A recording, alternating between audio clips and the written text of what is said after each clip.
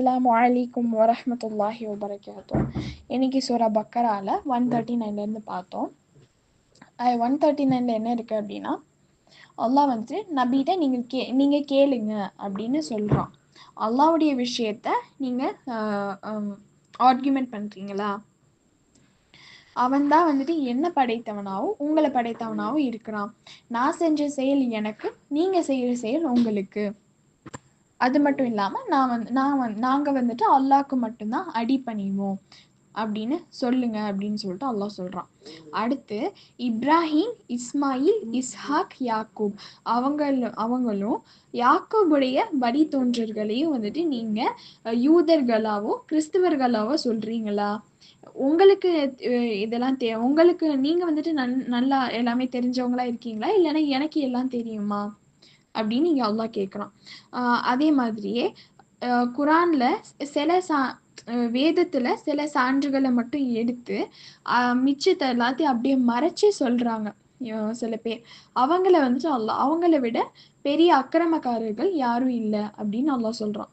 அதே மாதிரியே யாரு வந்துட்டு மறைச்சிட்டு வேதத்தை வந்துட்டு மறைச்சு சொல்றாங்களோ அவங்கள நான் பார்க்காம இல்லை அப்படின்னு அல்லாஹ் சொல்றான்.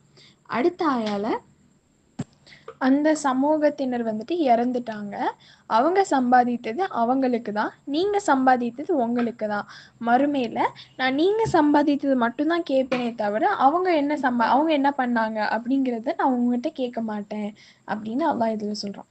அடுத்த ஆயால மக்கள்ல வந்துட்டு அறிவீரர்களா இருக்கிறவங்க என்ன நீங்க உங்களோட கிப்லாவை வந்துட்டு மாத்துறீங்க, எது வந்துட்டு உங்களை இப்படி மாத்த வச்சுச்சு அப்படின்னு சொல்லிட்டு கேக்குறாங்க.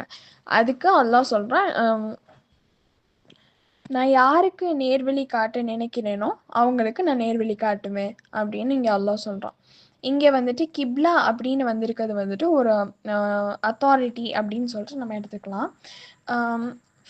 ஃபஸ்ட்டு வந்துட்டு நபியோட காலகட்டத்தில் ஜெருசலம் வந்துட்டு ஆத்தரைஸ் பண்ணுற ஒரு இடமா வந்துட்டு இருந்திருக்கு. அப்போ வந்துட்டு அது காபாக்கு மாறினதும் ஜெருசலத்தில் இருக்கிற மக்களால் வந்துட்டு அதை அக்செப்ட் பண்ணிக்க முடியல. அதனால நீங்கள் ஏன் வந்துட்டு உங்களோட கிப்லாவை மாற்றுறீங்க அப்படின்னு சொல்லிட்டு இதில் கேட்குறாங்க. அதுக்கு அல்லாஹ் வந்துட்டு நான் யாருக்கு நேர்வழி காட்ட நினைக்கிறேனோ அவங்களுக்கு நான் காட்டுவேன் அப்படின்னு இங்கே சொல்கிறான்.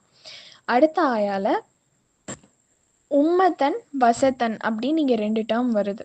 நீங்கள் வந்துட்டு உம்மத்தன் வசத்தனா இருங்க, சமநிலையுடைய சமுதாயமாக வந்துட்டு இருங்க அப்படின்னு இங்கே அல்லாஹ் சொல்கிறான். நம்ம கிப்லா மாறினதுனால சில மக்கள் வந்துட்டு கஷ்டப்படுறாங்க, அவங்களால அதை ஏற்றுக்க முடியலை. ஆனால் இறை நம்பிக்கை கொண்டவங்களுக்கு வந்துட்டு அது கடினமாக வந்துட்டு அவங்களுக்கு இல்லை.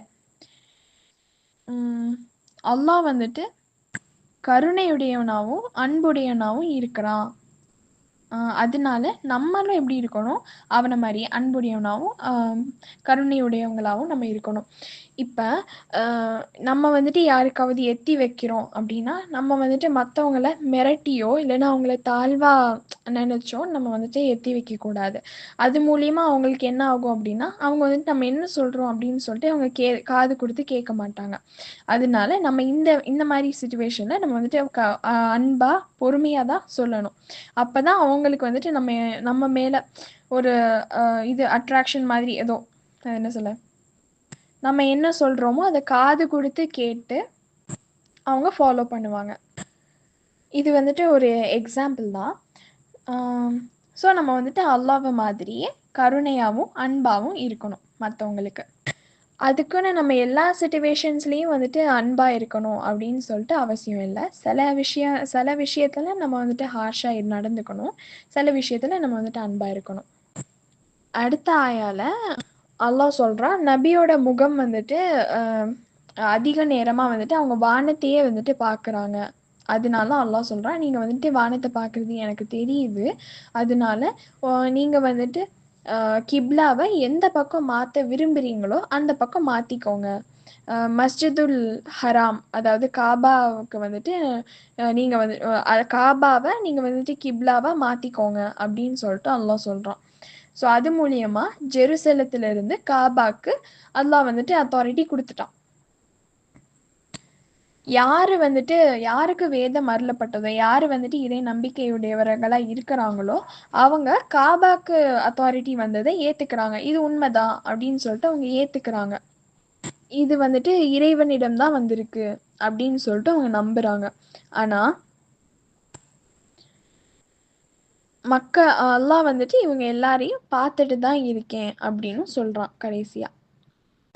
அவ்வளோதான் பார்த்தோம். 144 வரைக்கும் நம்ம பார்த்துருக்கோம் இன்னைக்கு.